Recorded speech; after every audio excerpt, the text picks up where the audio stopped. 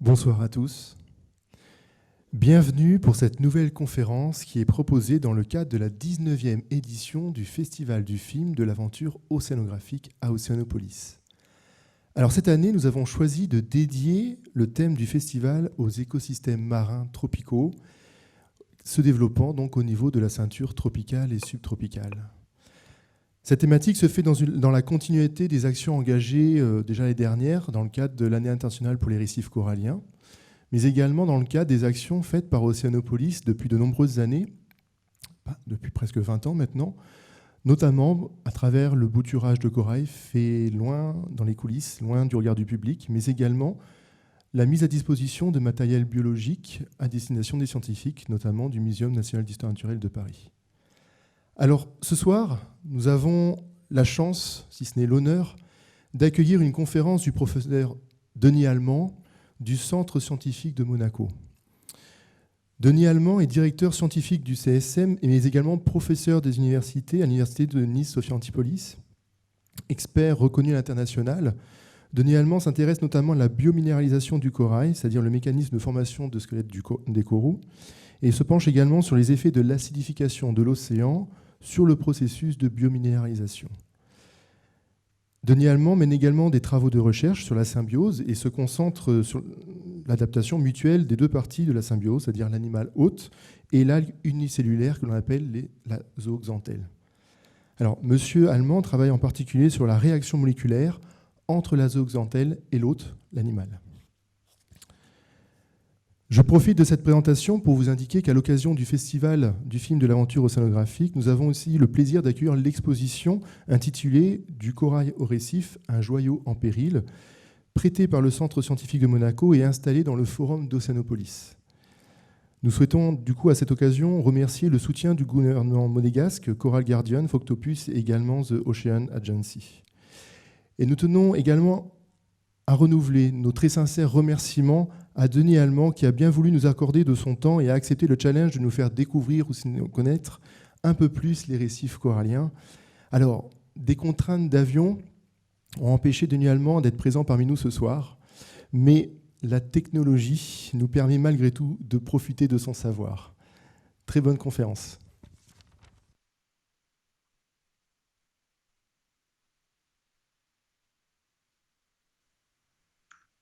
Bonsoir, messieurs et dames. Je suis d'abord désolé de ne pas être présent parmi vous ce soir. Effectivement, les contraintes d'avion, la météo très mauvaise sur Paris et sur Lyon, empêché d'arriver chez vous ce soir. C'est vraiment très difficile de pouvoir faire cette présentation à distance. Je vais essayer néanmoins de la rendre un peu plus vivante, parce que ce n'est pas toujours facile de parler devant un ordinateur. J'aurais préféré, bien entendu, être devant vous. Donc, je vais essayer de vous parler dans les 45 minutes qui viennent d'un écosystème absolument majeur, souvent méconnu et malheureusement actuellement fortement stressé par les activités humaines. Alors, on va parler ce soir. On va commencer en voyant un petit peu comment se forment les récifs coralliens du corail au récif. Je vais insister sur un processus majeur qui est à l'origine des récifs coralliens, c'est-à-dire la symbiose. On verra après l'importance de ces récifs, l'importance écologique, mais aussi l'importance de souvent. Malheureusement, les récifs coralliens sont menacés, donc on parlera de ces menaces, et plus particulièrement du blanchissement, qui est réellement un signal d'alerte, un signal qui doit nous alerter. Puis je terminerai par quelques mots sur Terra Pacifique, une grande expédition dont on analyse à peine maintenant les premiers résultats. Et puis je vous présenterai en guise de conclusion quelques mots sur le Centre scientifique de Monaco que j'ai le plaisir de dire. Donc, du corail, ces lieux merveilleux qui font rêver la plupart d'entre nous. ces atolls, ces récifs rangeants, sont situés au départ par tout petits animaux que vous voyez ici sur cette photo, donc des coraux que l'on appelle constructeurs de récifs. Les récifs coralliens sont des organismes d'eau chaude, donc on va les retrouver de 30 degrés nord à 30 degrés sud, dans des eaux qui sont généralement entre 24 et 26 degrés, et dans des environnements généralement un peu profonds, puisqu'on va le voir, ils ont besoin de lumière pour pouvoir se diversifier. En fait, la première étude sur les récifs coralliens est due à quelqu'un que vous connaissez pour d'autres raisons, pour sa théorie de l'évolution. C'est Charles Darwin qui, à bord du Beagle, avait observé les récifs et avait élaboré la première théorie sur la construction de récifs dans des eaux, on va le voir tout à l'heure, dans des eaux qui sont normalement dépourvues de toute vie. Et il s'était posé la question de savoir des récifs arriver à vivre dans ces milieux sans du tout. C'est devenu par la suite le paradoxe de Darwin, on en parlera quelque chose tout à l'heure. Donc, je vous disais tout à l'heure, ces récifs coralliens, c'est immense. On a souvent l'occasion de dire que les récifs coralliens sont les seules structures construites par un organisme visible de l'espace. Donc la grande barrière de corail, 2600 km de long. Le récif barrière de Nouvelle-Calédonie est la deuxième plus longue barrière avec 1600 km de long. Et donc ces énormes structures sont construites par des organismes minuscules que vous voyez ici sur la photo de gauche, des organismes minuscules qui s'associent, qui créent des colonies pour pouvoir construire ces énormes structures. Donc voyons un petit peu comment tout ça se passe. Donc voilà, ici vous voyez de façon plus détaillée l'anatomie d'un corail. Donc ce que vous voyez ici, ce sont les polypes, c'est-à-dire les unités de croissance du corail. Les polypes, c'est en fait l'équivalent de petites anémones qui se divisent les unes par rapport aux autres et qui restent toujours liées les unes aux autres et qui forment des colonies qui peuvent faire à la fin plusieurs milliers, voire plusieurs millions d'unités. Donc ce qu'on voit ici nettement, donc, ces petits polypes avec au milieu une bouche entourée de tentacules. Il y a 6 ou un multiple de 6 tentacules sur ce type de coraux. Et donc ces colonies peuvent faire des colonies absolument immenses. Et ici, l'une des plus grosses colonies de corail connues au monde, c'est une colonie qui est présente dans les Samoa américaines. Elle pourrait faire à peu près 1300 ans d'âge. On verra tout à l'heure que c'est un sujet intéressant à étudier, l'âge des coraux. Donc voilà, ces énormes colonies massives sont des colonies souvent très anciennes. Mais ces colonies sont vraiment des animaux. Je vous présente un petit film.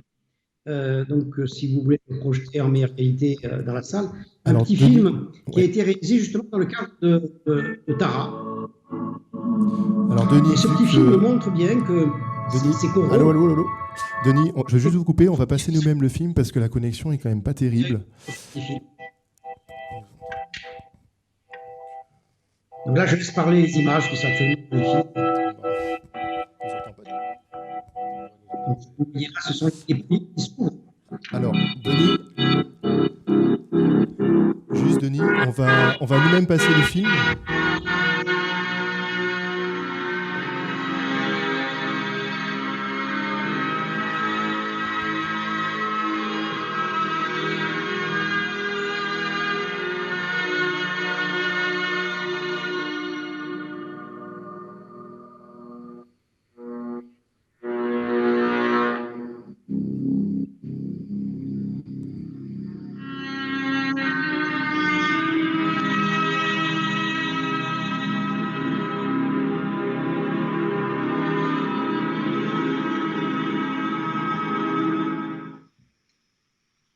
Voilà, ce film est réalisé en studio avec l'équipe de tournage australienne.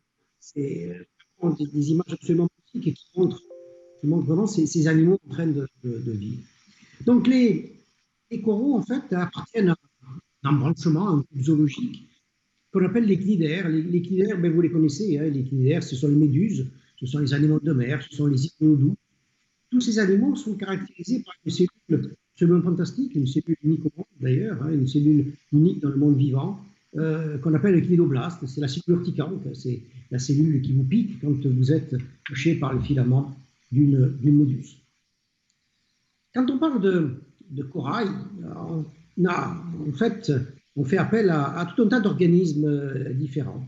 Alors souvent, les coraux qu'on appelle coraux constructeurs de récifs, les coraux dont je vais vous parler ce soir, les coraux qui construisent les récifs coralliens et qui vivent dans les milieux chauds et en surface. Mais ce même type de corail peut se retrouver aussi dans les milieux tempérés, en Méditerranée par exemple. Donc on a affaire à des coraux tempérés, c'est exactement les mêmes, hein, les coraux proches, ce pas les mêmes espèces. Ils vivent également près de la surface, ils ont besoin de lumière. Et puis vous trouvez coraux qu'on appelle des coraux profonds ou des coraux d'eau froide, que l'on voit ici en bas à droite. Ces coraux se retrouvent dans toutes les mers du globe, y compris dans la Manche, l'Atlantique, dans la mer Méditerranée. C'est des coraux donc qui vivent très profonds, entre 150 et 1500 mètres de profondeur, qui n'ont pas besoin de lumière, bien entendu, pour vivre, et qui peuvent constituer dans les grandes fonds des récifs très importants, et qui peuvent constituer d'ailleurs, et qui constituent d'ailleurs des zones très importantes dans le cycle de vie de nombreux poissons. Donc, économiquement parlant, ce sont des milieux très importants, très riches. Mais le corail, c'est aussi un autre organisme, hein, un organisme qui peut parer le coup des jolies femmes. C'est le corail précieux, le corail qu'on va utiliser en bijouterie. C'est d'ailleurs lui qui, au départ, a donné ce nom. En gros, c'est le premier organisme qui a été décrit sous le nom de corail. Et c'est d'ailleurs le premier organisme qu'on a décrit sous le nom d'animal. Pendant très longtemps, on pensait que ces organismes étaient des pierres. Les coraux qui nous intéressent, donc les coraux constructeurs de récifs, il y a à peu près 1600 espèces connues actuellement, souvent très difficiles à reconnaître. Il y a vraiment des travaux de spécialistes pour pouvoir reconnaître certaines espèces les unes des autres. Vous voyez sur cette diapositive qu'il y a une diversité de formes. Vous avez des coraux branchus, des coraux en forme de feuilles, des coraux massifs, des coraux en croûtant. Donc une très grande diversité de formes, de macroformes, mais aussi de microformes. La forme du squelette elle-même est variée également d'une espèce à une autre, déterminer d'ailleurs une espèce par la forme de son squelette. Ça, c'est un élément très important.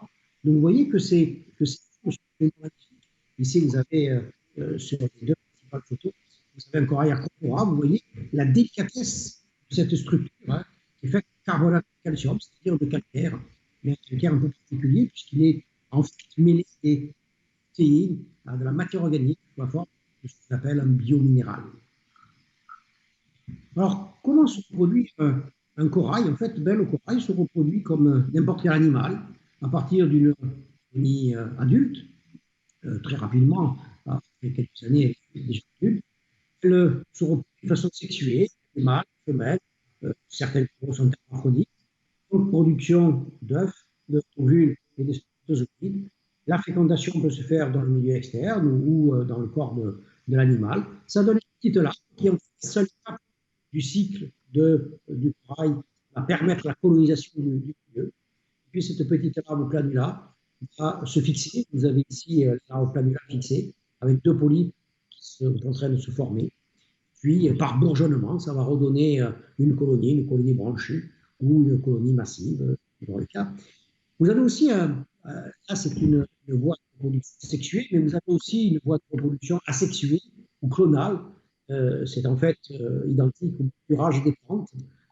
C'est la fragmentation, hein. On casse les morceaux de branches du corail pour former de nouveaux coraux. C'est la technique que nous avons développée ici à Monaco depuis 30 ans pour pouvoir produire du corail, pour pouvoir l'étudier en laboratoire. Alors, on regarde ce groupe d'animaux, hein, qu'on appelle les cnidaires, donc qui groupe les coraux et les animaux apparentés, et on s'aperçoit que il y a 700 millions d'années à peu près, ce groupe de cnidaires partageait un ancêtre commun avec tous les autres animaux. Les autres animaux que nous connaissons ici, hein, que ce soit les cordés, nous sommes ici, ou les insectes, par exemple, ici. Donc, les cnidaires sont le groupe frère de tous les autres animaux. D'ailleurs, le génome d'un cnidaire est très proche du génome de l'humain, il a gardé énormément d'homologie entre le corail et l'humain, ce qui d'ailleurs on fait maintenant des très intéressants modèles biologiques. Quand on regarde plus en détail la famille de ces cnidaires, on s'aperçoit en fait qu'ils sont faits de deux grosses familles, les anthozoaires, c'est-à-dire les coraux en forme de fleurs, et les cnidaires en forme de fleurs, donc les coraux constructeurs de récifs qui nous occupent aujourd'hui. Et puis ce qu'on appelle les médusoaires, c'est-à-dire des organismes qui vont former à un moment de leur cycle des méduses, qui sont des étapes libres de la vie corail. Je vous ai montré cette photo suivante, peut-être pas facile à lire, mais c'est pas la lecture qui est importante. Souvent, on a l'impression que ces animaux, ces coraux, sont des animaux primitifs. Je veux dire, ils divergent, ils ont divergé des autres animaux il y a 700 millions d'années. Mais en fait, quand on regarde les coraux actuels, les coraux que l'on voit aujourd'hui, on s'aperçoit que ces coraux actuels sont ici, ils ont divergé en fait d'ancêtres des coraux il y a à peu près 200 millions d'années. 200 millions d'années, c'est exactement aussi le moment des mammifères. Ici, vous avez l'arbre généalogique des mammifères, on parle de phylogénie, et c'est à peu près la même période où il y a eu une diversification des mammifères.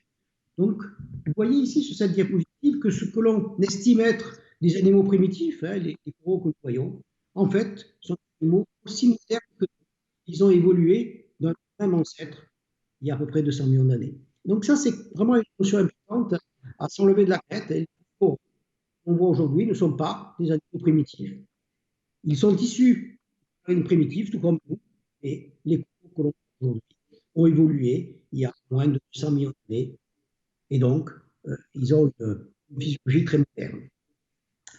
Revenons un petit peu à notre petit animal, à notre corail. Là, vous voyez ici les polypes que l'on a vu tout à l'heure, donc les deux polypes, le squelette ici en gris par-dessous, et ces polypes sont reliés par un tissu. Donc regardons en détail ce tissu. Vous avez ici une coupe histologique, une coupe du tissu, une microscopie électronique à transmission. Cette coupe, 4 couches cellulaires, 1, 2, 3, 4, entourées ici d'un espace qui est en fait une cavité gastrovasculaire de l'animal. En quelque sorte, c'est le milieu digestif, le milieu vasculaire, les vaisseaux de l'organisme. C'est un milieu qui contient généralement de l'eau de mer un peu modifiée. Ici, vous avez l'eau de mer. Ici, vous avez le squelette. La grosse cellule qui est ici, on va en parler tout à l'heure, c'est une algue symbiotique qui est à l'origine du récif corallien. C'est cette algue qui va en fait jouer un rôle majeur dans le développement des récifs coralliens. Et cette autre cellule que nous voyons dessus, c'est un cnidoblaste, c'est une cellule verticale. Ce sont ces cellules-là qui vous blessent quand vous touchez une méduse. Donc voilà l'interprétation de cette coupe histologique. On voit donc notre cnidoblaste, on voit nos algues symbiotiques qu'on appelle les oxanthelles, et puis cette cavité qui relie en fait tous les polypes. Les coraux ont un système nerveux. Quand vous touchez un polype, tous les autres polypes se ferment. Ce sont des véritables animaux. Et puis une couche cellulaire très importante qui est la couche cellulaire appelée calicoblastique, qui est à l'origine de la formation du squelette et de ces magnifiques squelettes que je vous ai montrés tout à l'heure en microscopie à balayage. Je vous l'ai dit tout à l'heure, dans la vie du corail, il y a une étape formidable, c'est la symbiose. Sans cette symbiose, le corail ne pourrait pas vivre et les récifs de coraux ne pourraient pas exister. Alors la symbiose, c'est en fait un phénomène majeur. Nous sommes, nous, des organismes symbiotiques. Nous sommes issus, nos cellules sont issues d'un mariage il y a presque 3 milliards d'années entre deux cellules prokaryotes. Tout ce qui nous entoure est symbiose. Notre tube digestif abrite de très nombreux organismes. Nous voyons ici un puceron qui n'est capable de se nourrir de sel que parce qu'il abrite des symbiotes bactériens. Nous voyons ici une vache capable de se nourrir de végétaux que parce qu'elle abrite des protistes et des bactéries qui vont digérer les végétaux. Nous voyons le lichen ici. Le lichen, c'est rien. C'est une symbiose entre un algue et un champignon. Ce n'est pas une plante par elle-même. Et puis, bien sûr, nous voyons ici nos animaux avec notre tube digestif, et puis les légumineuses, toutes ces légumineuses qui nous nourrissent, qui sont elles aussi issues d'une symbiose. Donc, symbiose, phénomène très important. Quand on regarde en détail le fonctionnement métabolique de cette symbiose, vous avez ici un dessin très simplifié d'une cellule de corail. Vous avez le soleil qui va en fait favoriser la photosynthèse de la zooxanthelle. Hein. Vous voyez ici la zooxanthelle en vert qui se trouve dans la cellule de corail. En fait, elle est isolée du cytoplasme de la cellule animale par une membrane périssymbiotique. Et donc, la lumière va favoriser la photosynthèse de cette zooxanthelle. Et en fait, on ne va pas garder ces produits issus de la photosynthèse, qu'on appelle des photosynthétas. On ne va pas garder ces produits pour elle. Elle va excréter 95% de ces photosynthétas dans l'animal. Ça va nourrir l'animal. Hein, et sans cette nourriture, l'animal ne pourrait pas survivre. Hein, la quantité de nourriture à l'extérieur n'est pas suffisante. Ça va produire des déchets. Hein, ce métabolisme va produire des déchets. Et l'algue va récupérer ces déchets. Il n'y a pas de perte hein, dans un corail. Il n'y a pas de perte. Là, on va récupérer les déchets azotés. Hein. Normalement, les animaux classiques rejettent les déchets azotés, hein, chez nous sous la forme d'urine. Et bien le corail ne rejette rien, il récupère tout par l'algue. C'est un recyclage permanent, hein. C'est la cité écologique parfaite. Une partie de ces sucres va également être émis à l'extérieur hein, sous la forme de mucus. Et ce mucus est très important puisque c'est lui qui va assurer la nourriture du récif corallien. C'est lui qui va nourrir la totalité de l'écosystème corallien. Et si les récifs sont si riches, si diversifiés dans des eaux très pauvres, hein, ces eaux du milieu très pauvres, eh bien c'est grâce à cette symbiose. Donc là, vous avez l'explication hein, du paradoxe de Darwin dont je vous ai parlé en introduction. C'est cette symbiose-là qui est l'origine des coralliens. Alors cette symbiose, vous la voyez mieux ici. Hein, vous voyez ici tous ces petits points, vous voyez, sont ces algues cellulaires. Hein, les zooxanthelles, elles font à peu près 10 microns, c'est-à-dire 0,01 mm de diamètre. Ce sont des véritables algues. Là, ici, vous avez une photo prise en fluorescence. Ces deux grosses boules, c'est les deux algues symbiotiques qui sont dans la cellule du corail. Vous voyez que finalement, 95% du volume de la cellule du corail est occupé par ces algues, hein, un volume très, très important. Ces algues sont très importantes aussi en quantité. Il y a à peu près 1 million de ces algues, de ces zooxanthelles, par centimètre carré de surface du corail. Vous voyez que finalement, la surface du corail, c'est vraiment ces algues hein, qui sont dans les tissus. Donc ici, vous avez un dessin en microscopie électronique à transmission de ces algues. C'est rempli de chloroplastes qui entourent le noyau et le pyrénoïde. Quand on regarde en fait la classification de ces algues, on s'aperçoit que ce n'est pas de véritables algues, hein, on appelle ça plutôt des protistes, et elles sont les proches parents de Plasmodium. Plasmodium, vous ne le connaissez peut-être pas par son petit nom, mais Plasmodium, c'est l'agent responsable du paludisme. Donc vous voyez que ces algues sont très proches, en fait, c'est le groupe frère de cet agent du paludisme. C'est des protistes, c'est des organismes cellulaires, eux-mêmes issus de symbiose. Quand on regarde le génome de ces organismes, on s'aperçoit que le corail possède à peu près 24 000 gènes, hein, c'est-à-dire globalement à peu près le même nombre de gènes que nous. Donc quelque chose, il y a autant de gènes pour faire un corail que pour faire un homme. Tout à l'heure, hein, on a évolué de la même façon. Par contre, le nombre de gènes de zooxanthelles, hein, de ces algues symbiotiques, est énorme. 60 000 gènes, c'est quelque chose d'énorme. Un génome de très grande taille qui possède en plus la particularité d'être toujours condensé. Chez nous, nos gènes sont par moments condensés, par moments condensés. Chez ces zooxanthelles, il est en permanence condensé, comme on voit ici sur cette photo.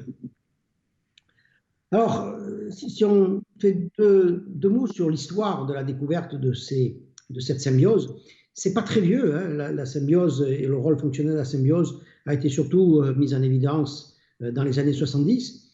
Au début, on pensait qu'il y avait une seule algue zooxanthelle chez tous les coraux, et en fait, non seulement chez les coraux, mais en fait chez un tas d'organismes de certaines évolutions. Donc, une algue dans tous les coraux. C'était les années 70. Eh bien, cette hypothèse s'est avérée.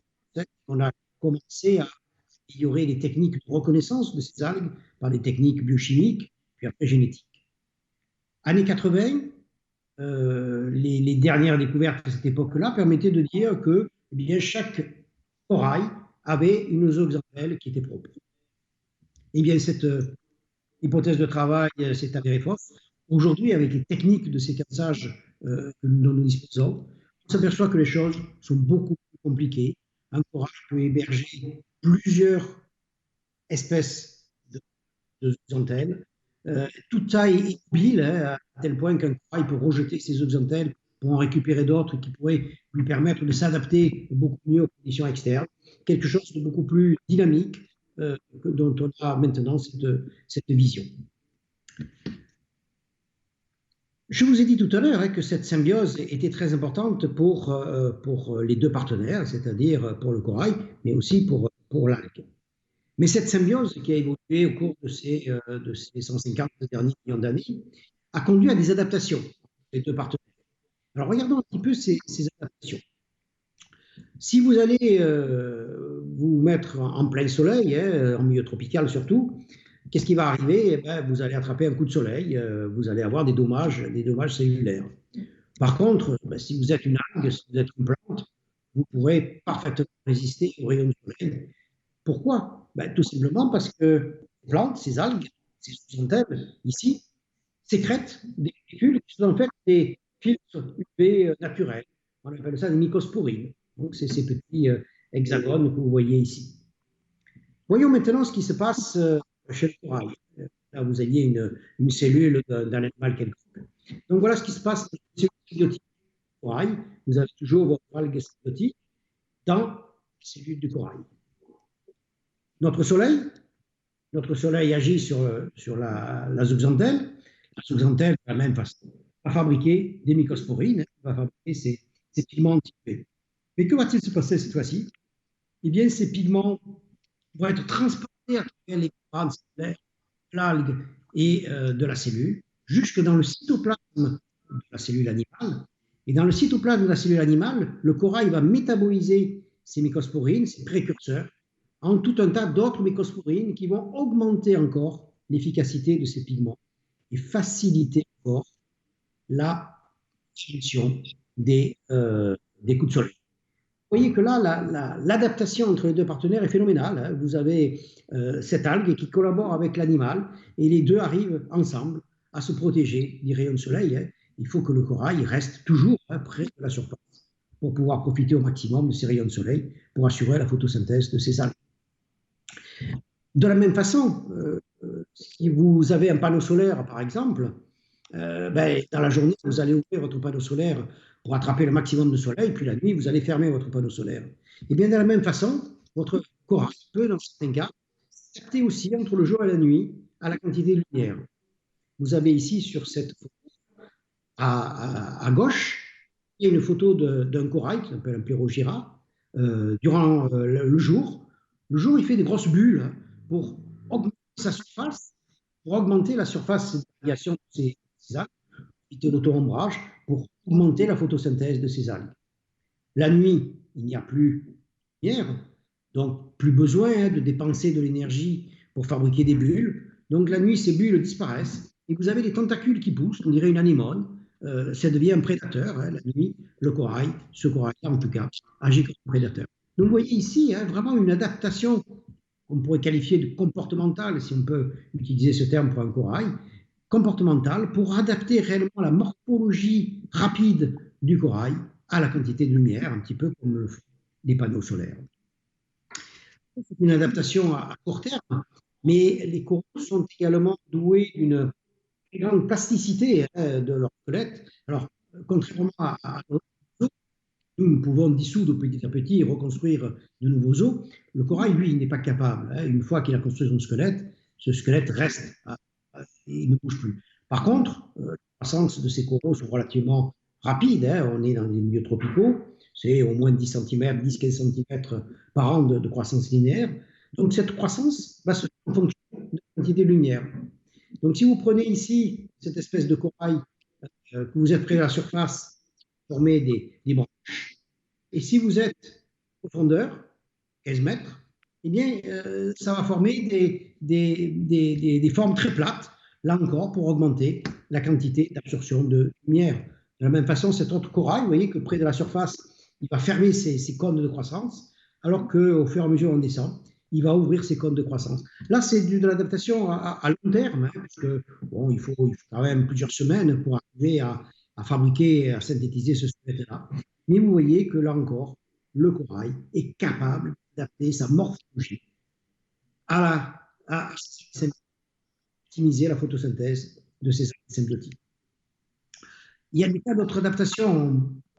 Il est difficile d'en faire la liste ici, mais quand vous regardez un corail de près, on voit souvent ces structures en forme de septes. Et bien, ces septes, il a été montré par une équipe australienne, ces septes étaient en fait des condensateurs de lumière.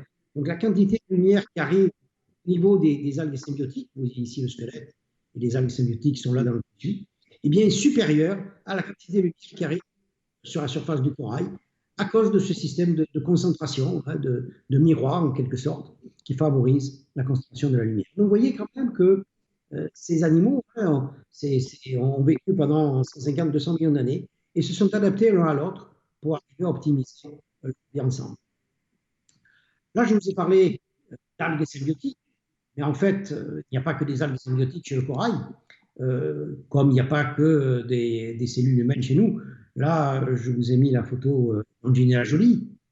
Alors, quelqu'un pourrait reconnaître Angelina Jolie là, mais le microbiologiste verra plutôt beaucoup plus de cellules étrangères que de cellules d'Angelina Jolie.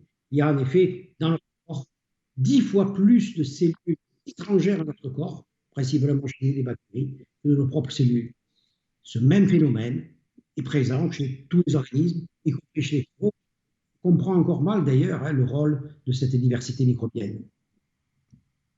Donc le corail, comme Angelina Jolie, comme nous tous, est fait de multitude d'autres organismes. C'est pour ça que maintenant, on emploie souvent le terme d'holobionte. Un holobionte, eh bien, c'est tout un tas de génomes associés les uns aux autres, le nôtre, et finalement beaucoup plus de gènes qui ne nous appartiennent pas, hein, puisque toutes ces bactéries ont un génome. Et finalement, il y a beaucoup plus de gènes en nous qui ne sont pas de nos propres cellules que de nos propres gènes. Donc, quelque chose de beaucoup plus complexe dont on s'aperçoit maintenant depuis une dizaine d'années. Donc, on comprend encore mal le rôle, mais on sait hein, chez l'homme, par exemple, qu'une dysbiose, c'est-à-dire une modification de ce microbiome, peut avoir des répercussions importantes sur la santé humaine. C'est la même chose chez les. Je vous ai dit tout à l'heure hein, que les coraux avaient un rôle écologique et économique important. Alors le rôle écologique découle tout simplement de cette symbiose. Le fait que dans un milieu qui est en fait un désert océanique, et ces eaux transparentes que l'on voit dans les milieux tropicaux, elles sont transparentes tout simplement parce qu'il n'y a pas de nourriture. Bien dans ces eaux transparentes, les atolls coralliens font office d'oasis. Les atolls coralliens, les récifs coralliens dans leur ensemble, ça représente à peu près 300 000 km². 300 000 km², ça fait globalement 0,1% de la surface des océans. Donc, une surface qui est relativement faible.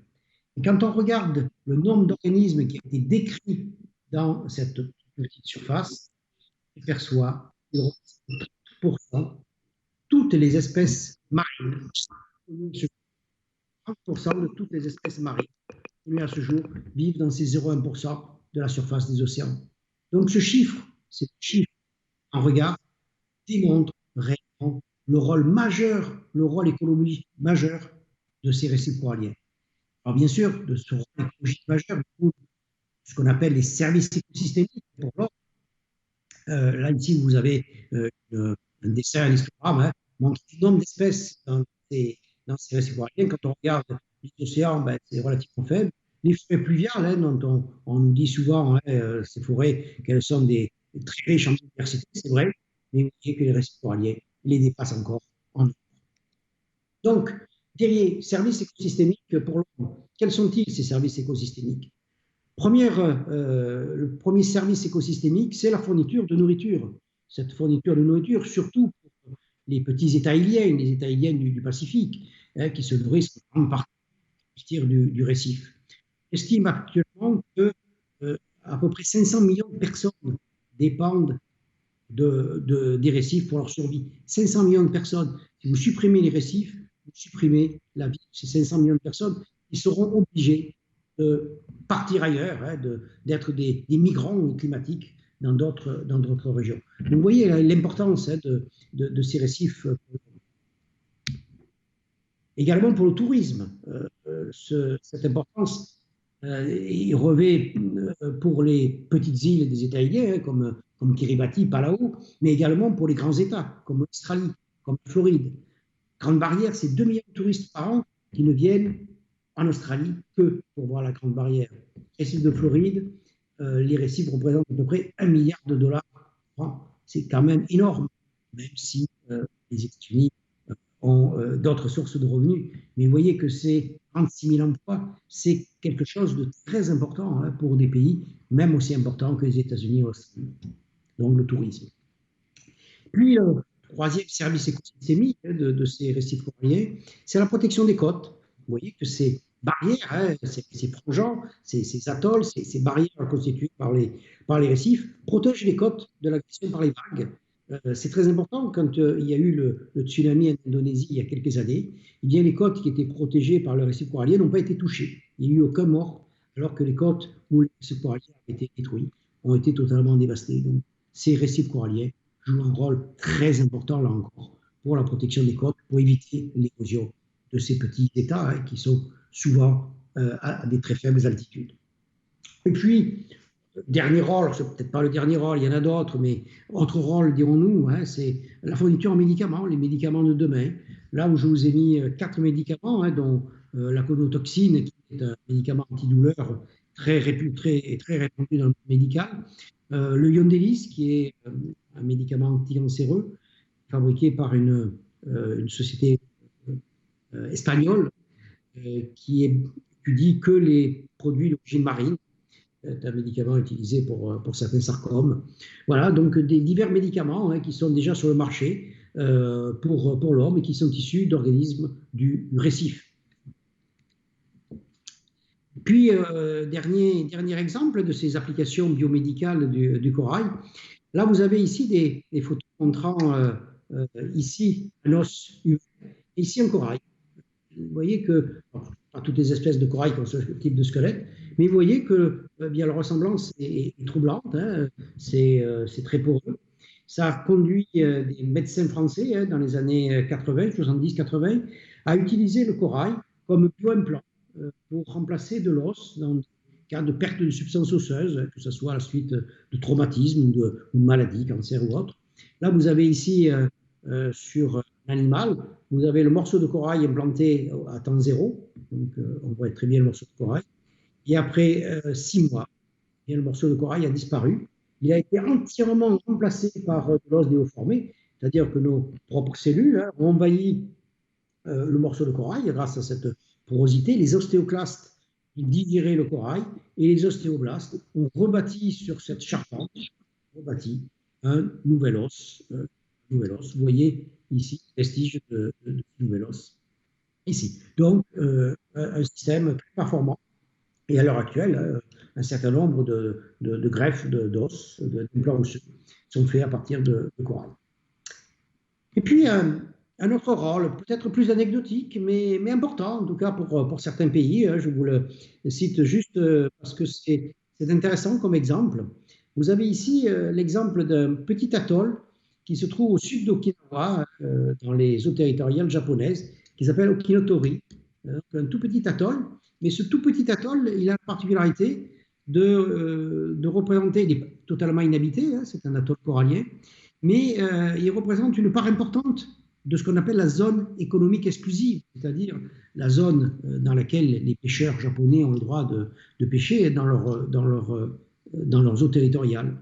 Le problème de cet atoll, c'est, ben, comme tous les atolls coralliens, en ce moment, il subit les agressions issues de changement climatique, on en reparlera tout à l'heure, et donc cet atoll est en train de disparaître. Alors, gros problème, hein, parce que s'il disparaît, eh bien, les Japonais risquent de perdre autour de 20% de leur zone économique exclusive, donc c'est énorme, surtout à côté de la Chine. Donc ce petit atoll qui détermine une part importante de la zone économique exclusive et qui est actuellement en grand danger de disparition, et les Japonais dépensent des sommes colossales pour essayer de maintenir à flot ce récif en fonction de la restauration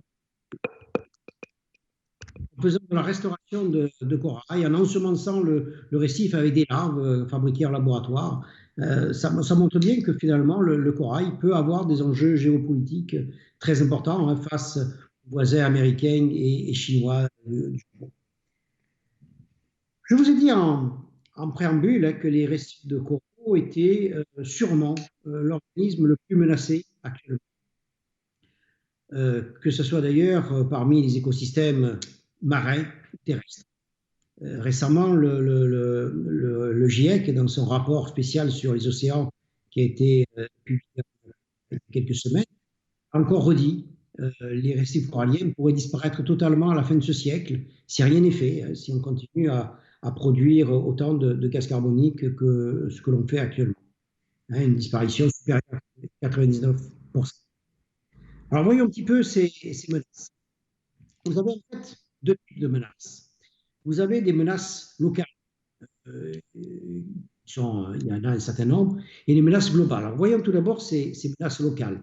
Parmi ces menaces locales, le développement côtier est une menace importante. On a parlé tout à l'heure du tourisme, c'est une des menaces. La pêche à pied ici sur Madagascar, la construction, hein, d'aéroports sur certaines îlots, les ancres de navires, hein, les carrières de pierre pour construire, tout ça, le développement côtier menace le récif corallien. Un autre élément qui menace le récif corallien, c'est la surpêche. Dans certaines eaux territoriales, comme l'Indonésie, on utilise encore la pêche au cyanure, ici, ou la pêche aux explosifs, hein, pour pouvoir pêcher des poissons d'aquariologie. Mais aussi donc tout ce qui est pêche de poissons, passage coquillage ou de coraux. Et puis la pollution. La pollution, hein, malheureusement, les coraux bordent les continents, sont soumis directement à la pression directe du continent. Et donc, nos déchets se jettent directement dans les récifs, plastiques, mangroves. Les déchets d'engrais, les engrais azotés. Ici, c'est une photo au Queensland, en Australie. On parle beaucoup aussi de crème solaire qui peuvent aussi agir sur ces récifs coralliens. Si c'est là que se situe le problème majeur. Mais parmi ces dangers, c'est bien sûr les dangers globaux qui sont les plus dangereux. Et vous avez toutes les grandes revues, hein, qu'elles soient scientifiques ou grand public, ont ces dernières années, hein, souligné ce problème. Les récifs sont en danger, pourraient disparaître. Donc tout un tas de revues en parlent, tout un tas d'organismes en parlent. Malheureusement, pour l'instant, pas grand-chose n'est fait. Hein. L'Australie, la grande barrière menacée, la mort blanche sur les Maldives. Donc vous voyez, voilà un récif dévasté après ces périodes, ces phénomènes de blanchissement dont je vais vous parler maintenant. Voilà, Torres corail en danger. Voilà. Donc ça, c'est des phénomènes qui sont dus au réchauffement des eaux, hein, qui vont provoquer ce qu'on appelle le blanchissement du coraux. Alors qu'est-ce que c'est ce blanchissement? C'est tout simplement le divorce entre le corail et ces algues symbiotiques dont je vous ai parlé tout à l'heure. Tout à l'heure, je vous ai dit, hein, que ces algues étaient majeures pour la vie du corail. C'est elles qui apportaient la nourriture au corail. 95% de sa nourriture était apportée par ces algues. Et bien, quand la température dépasse un certain seuil, une très faible élévation de température, hein, 1 degré, un demi-degré même, peut suffire, provoque le blanchissement, c'est-à-dire la séparation du corail de ses algues. Le corail perd ses couleurs, hein, puisque une grande majorité de ses pigments sont apportés par l'algue. Et c'est pour ça qu'on parle de blanchissement, tout simplement parce que le tissu animal devient transparent à cause de la perte des algues symbiotiques. On voit le squelette blanc par transparence. Donc on parle de blanchissement et non pas de blanchiment. Le blanchiment, c'est pas le corail. Imaginez vous balader en forêt, voilà, une magnifique forêt avec des arbres tout verts. Et puis, tout d'un coup, ça se passe en quelques minutes, en quelques heures, grand maximum. Et bien, tout d'un coup, le paysage devient blanc, le paysage perd ses pigments. C'est ça qui se passe sous l'eau, mais vous ne le voyez pas, mais malheureusement, sous l'eau, c'est ça que l'on observe. C'est comme si l'Amazonie, hein, qui actuellement souffre beaucoup des incendies, mais perdait en quelques mois 30% de sa surface. 30%, hein, c'est exactement la surface qui a perdu la Grande Barrière de corail entre mars et novembre 2016. 30% de sa surface. Donc vous voyez que le problème est quand même majeur. C'est un problème absolument majeur. Donc la Grande Barrière, 30% des coraux sont morts sur la Grande Barrière entre mars et novembre 2016. Donc vous voyez ici, en fait, ce phénomène, là vous voyez la température qui évolue au sein du récif, entre 26 et 28-29 degrés. Et chaque fois que la température dépasse ce seuil, qui est variable d'une zone récifale à une autre, eh bien, on a un phénomène de blanchissement. Donc, la rupture de cette association symbiotique. Donc, vous voyez, un demi-degré suffit à séparer le corail de ces algues symbiotiques. Ce phénomène atteint aujourd'hui des fréquences et des intensités énormes. Là, vous voyez sur cette courbe. Donc, le phénomène est apparu au début des années 1980. On ne le connaissait pas avant, en tout cas, il n'avait pas été décrit avant. Donc, au début des années 80, on a observé les premiers signes de blanchissement de coraux. Et depuis, il y a eu plusieurs épisodes de blanchissement. Malheureusement, ces dernières années, ces épisodes augmentent en intensité et augmentent aussi en fréquence. La Grande Barrière a, ces dernières années, subi plusieurs phénomènes de blanchissement annuels. Ces phénomènes de blanchissement touchent les colonies qui sont des colonies vieilles de plusieurs centaines d'années, montrant que ce phénomène est récent, n'a pas existé dans les temps historiques. Là, vous voyez un exemple toujours sur cette Grande Barrière qui a été particulièrement bien étudiée. En 2016, le secteur nord de la Grande Barrière, qui est pourtant pas du tout soumise à des actions anthropiques. Il n'y a pas de culture comme dans la partie sud. Il n'y a pas d'action humaine. Les dernières villes, c'est Cairns qui sont ici. Il n'y a pratiquement aucune ville ici. Eh bien, cette zone nord de la Grande Barrière a vu ses récifs blanchir à 99%. 1% simplement a résisté, n'a pas blanchi.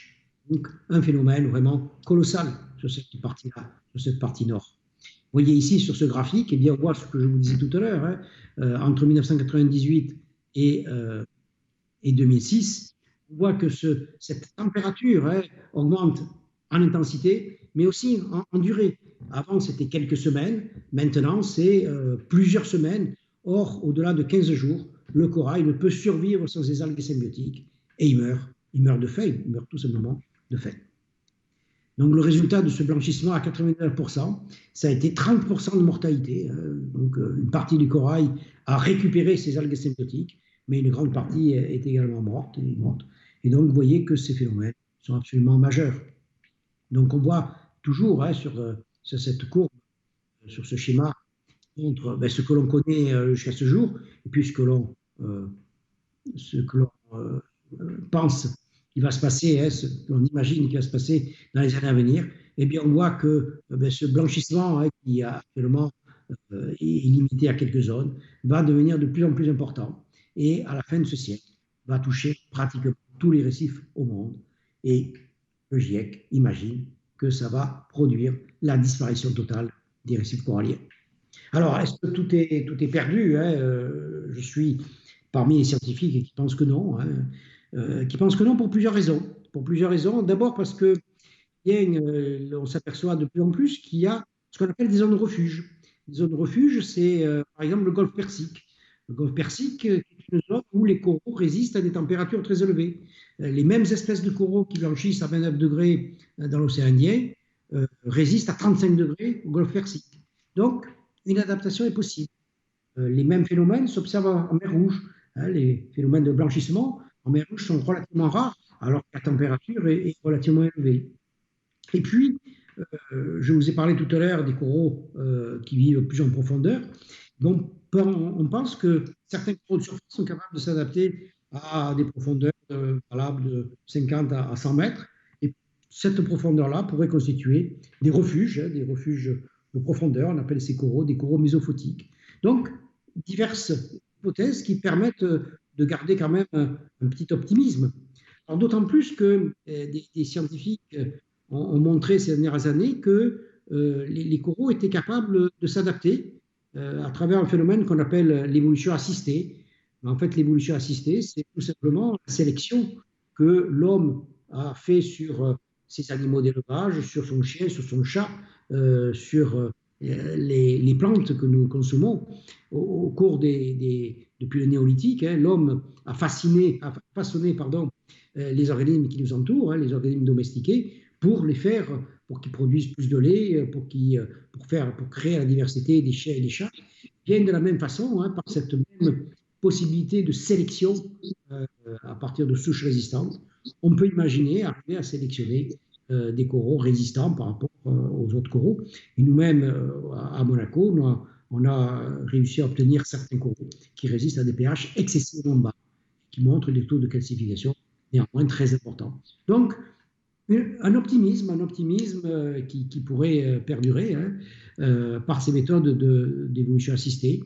D'autres scientifiques pensent que les bactéries, hein, toutes les bactéries qui vivent à l'intérieur du corail pourraient aussi participer à cette adaptation. Les algues symbiotiques aussi pourraient participer à cette adaptation.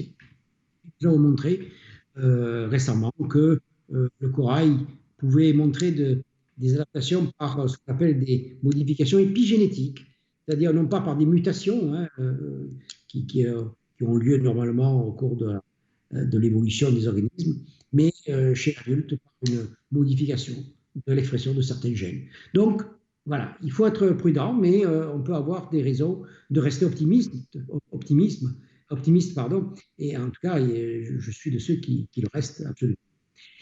Et pour terminer, je vais vous donner quelques mots sur Tara Pacifique, qui est aussi une mission qui a été réalisée pour mieux comprendre ces récifs, pour aussi trouver des solutions pour sauver les récifs, pour permettre à nos descendants de voir les récifs que nous avons connus.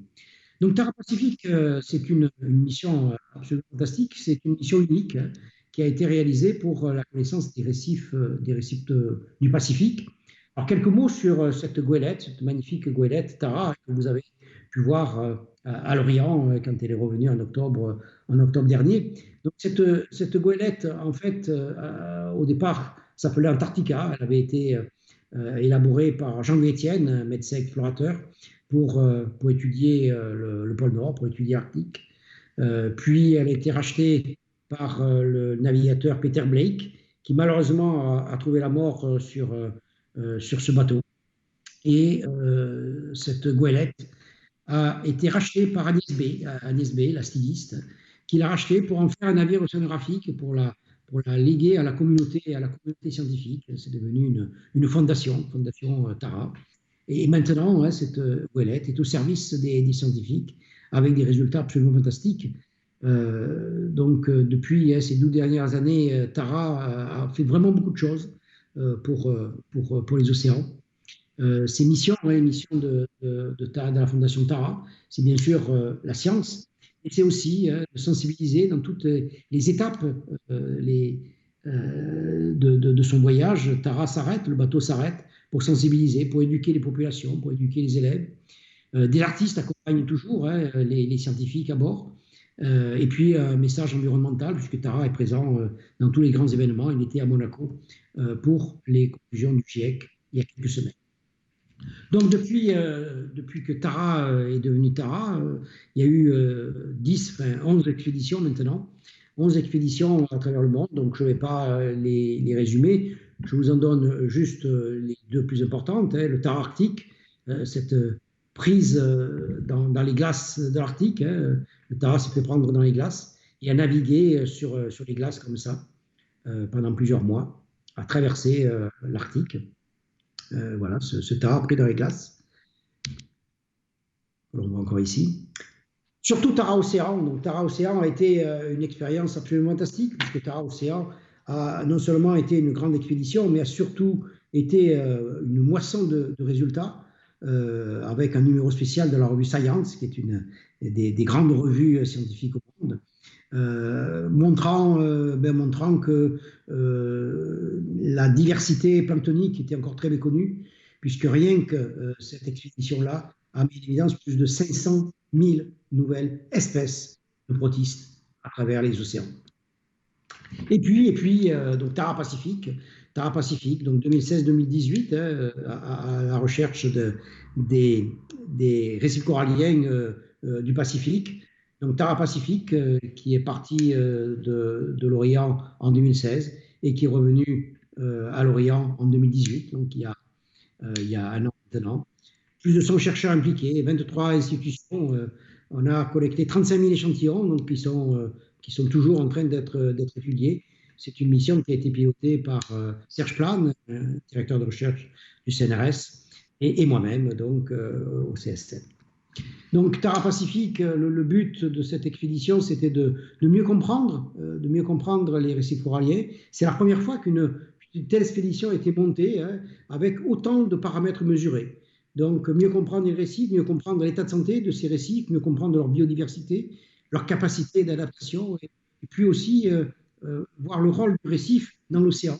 Des océanographes ont accompagné les biologistes du corail pour mesurer ce qui se passait en amont ou en aval du récif et pour mieux comprendre le rôle du récif corallien. Donc, on va passer rapidement, hein, sur ces diapositives-là. On a étudié différents coraux, hein, au cours de ces missions. On ne pouvait pas tout étudier, donc on s'est fixé sur 3 coraux. On a eu tout un protocole d'échantillonnage. Je vous l'ai dit tout à l'heure, hein, il y a énormément de paramètres qui ont été mesurés. C'est vraiment la première fois que tout un océan a été mesuré, a été étudié, malheureusement pas en même temps, hein, donc on ne pouvait pas faire de comparaison temporelle, mais tous ces récifs, des récifs en bon état, des récifs en mauvais état ont été étudiés, et on va pouvoir maintenant, avec tous ces échantillons, apprendre beaucoup de choses sur les récifs coralliens. Donc, un ensemble unique de données à l'échelle du Pacifique, à l'échelle du récif, hein, on ne s'est pas contenté de prélever de l'eau au milieu du récif, on a prélevé des morceaux de coraux, bien entendu, on a prélevé également de l'eau interstitielle, c'est-à-dire de l'eau qu'on trouve entre les branches du corail. On a prélevé des tissus animaux, des tissus, des sédiments, donc énormément de paramètres, le plancton qui était présent, on a fait des cadras, tous ces échantillons arrivés sur le bateau ont été immédiatement processés, enfin, analysés, récupérés, congelés, stockés, hein, pour être analysés à terme. Voilà le traitement de ces échantillons. Alors, bien entendu, on ne peut pas ne pas étudier maintenant les techniques moléculaires, utiliser les techniques moléculaires pour étudier ces organismes. Donc, on a étudié l'ADN, on a fait cet ADN qui nous sert à identifier l'organisme lui-même et à voir le contenu en gènes. Donc, on a, grâce à cette mission, séquencé plusieurs coraux. Mais on a surtout étudié l'ARN, c'est-à-dire en fait l'ARN messager, hein, faire ce qu'on appelle la transcriptomique, c'est-à-dire étudier les gènes exprimés dans des conditions données.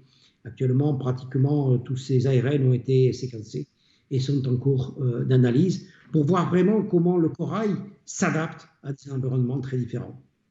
Et on a même utilisé des techniques assez originales comme le nanopore, hein, ces petits systèmes qui peuvent se brancher la taille inférieure à la taille d'un téléphone, qui peuvent se brancher directement sur un ordinateur et qui sont des microséquenceurs qui nous ont permis, hein, grâce à cette technique-là, de séquencer directement sur le terrain et d'analyser la diversité. Ça a été appliqué ici à Futuna.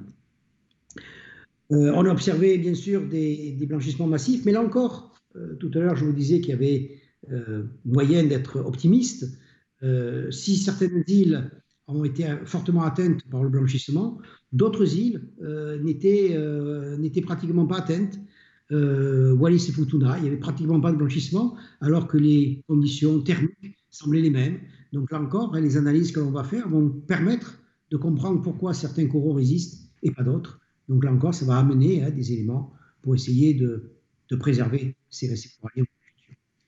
Je vous ai parlé tout à l'heure du corail holobionte, donc cette mission Tara a permis également d'analyser cette diversité bactérienne présente non seulement dans les tissus du corail, mais aussi dans l'eau. Des carottages, les carottages, vous connaissez, les carottages, c'est ce qu'on peut faire dans les glaces, ce qu'on peut faire à travers un arbre pour mesurer l'âge d'un arbre. Eh bien, nous avons également utilisé cette technique de carottage qui va être après analysée par des systèmes de scanners médicaux, tout à fait classiques, non seulement pour remonter un petit peu les climats passés, mais surtout pour voir l'évolution de la croissance de ces organismes. Voilà les expériences de carottage à bord. Donc, on fait un trou dans le corail, on rebouche le trou après notre départ. Quelques semaines après, on ne voit absolument plus la trace du carottage. Et donc, ces carottes sont analysées sur un corps d'analyse Là, le processus est beaucoup plus long. On s'est également intéressé à certains marqueurs. Vous avez peut-être entendu parler des télomères. Les télomères, c'est ces séquences qui se trouvent au bout de nos chromosomes. Ces séquences jouent un rôle important dans le vieillissement, mais on sait maintenant, hein, chez l'homme, qu'elles jouent aussi un rôle important comme intégrateur des stress que subit l'humain. On sait par exemple qu'un enfant maltraité va avoir des télomères plus courts et ça peut retentir sur sa longévité. Et bien, de la même façon, on est en train d'étudier avec des collègues de l'Université de Nice, on est en train d'étudier cette télomère chez les coraux prélevés lors de Tara pour comprendre la relation entre vieillissement et état de santé et stress environnemental. Je vous ai dit tout à l'heure hein, que les coraux peuvent vivre des temps très longs, plusieurs milliers d'années. Les plus vieux coraux ont 4000 ans. Finalement, pourquoi un corail peut vivre 4000 ans et pas nous? Voilà, ça fait partie des questions soulevées par cette expédition. Et puis, on a également analysé d'autres biomarqueurs. Biomarqueurs, c'est en fait, quand vous allez voir votre médecin, que vous lui dites que vous êtes malade, eh bien, il va vous préconiser une analyse de sang. Eh bien, cette analyse de sang va vous donner des biomarqueurs qui vont permettre au médecin de pouvoir établir un diagnostic. Eh bien, ces biomarqueurs, c'est la même chose pour nous, hein, biologistes du corail. Ça va nous permettre de déterminer les causes du mal hein, dont peut souffrir un corail. Voilà, donc cet ensemble unique de données hein, va vraiment nous permettre d'élaborer une carte d'état de santé des récifs et d'établir finalement quel est l'agencement de tous ces paramètres qui permet une vie optimale. Donc ça, c'est la partie des microbiotes dont je vous parlais tout à l'heure. Donc voilà, quelques photos quand même, hein, pas rester simplement dans ces chiffres, mais quelques photos pour montrer cette fabuleuse aventure qu'est Tara. Naviguer à bord du Tara, c'est un petit bateau. Les marins et les scientifiques vivent en communauté. Hein, il n'y a pas les scientifiques d'un côté et les marins de l'autre, comme dans un certain nombre de navires océanographiques. Tout le monde participe, les marins aident les scientifiques et les scientifiques aident les marins et font à manger également. Donc voilà, voilà ce Tara Moorea ici, hein, ce Tara dans des sites paradisiaques sur l'île de Pâques. Malpelo qui a été la première étape sur des coraux un peu profonds. Voilà, et Barracuda ici. Voilà, et je voulais terminer hein, cette présentation en vous disant quand même deux mots sur le centre scientifique de Monaco. Hein, c'est vraiment à l'opposé de là où vous êtes, l'extrême sud-est. Ici, vous avez le musée océanographique, hein, le rocher de Monaco, le port de Monaco, et le centre scientifique de Monaco est ici. On a la chance d'avoir 2500 mètres carrés de locaux face au port de Monaco, face au casino qui est de l'autre côté. Le centre scientifique de Monaco, c'est un institut de recherche monégasque, multidisciplinaire, hein, qui a maintenant 60 ans, qui possède en fait 3 départements de recherche. Le département de biologie marine, hein, qui travaille principalement sur les coraux avec différentes approches. Je vous l'ai dit tout à l'heure, hein, pour étudier la classification, la symbiose, mais aussi les services écosystémiques dont on a parlé tout à l'heure. On travaille avec des approches de génomique, de biologie moléculaire ou autres. Un département de biologie polaire qui étudie les manchots, autres écosystèmes menacés d'ailleurs, avec des petites puces RFID, hein, comme on équipe les chiens et les chats.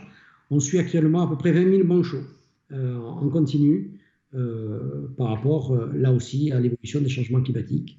Et puis un département de biologie médicale qui travaille principalement sur le microbiote et sur la recherche contre le cancer. Et là aussi, d'avoir dans le même laboratoire des gens qui travaillent sur les coraux et sur le cancer peut arriver à faire des collaborations très intéressantes. Là, je n'ai pas le temps de vous en parler, mais le corail peut aussi être un très beau modèle d'étude pour étudier le cancer. Voilà, on a la chance de disposer de cultures de coraux hein, que l'on a développées il y a maintenant une trentaine d'années. Ce sont les plus anciennes cultures de coraux en milieu contrôlé. On possède donc des colonies qui vivent depuis 30 ans dans les mêmes conditions exactement identiques, hein, du 1er janvier au 31 décembre, ce qui nous permet réellement hein, de faire des travaux de physiologie. Et d'ailleurs, beaucoup de collègues, y compris des collègues australiens, qui vivent au bord de la Grande Barrière, viennent collaborer avec nos chercheurs pour pouvoir utiliser cette facilité. Merci beaucoup.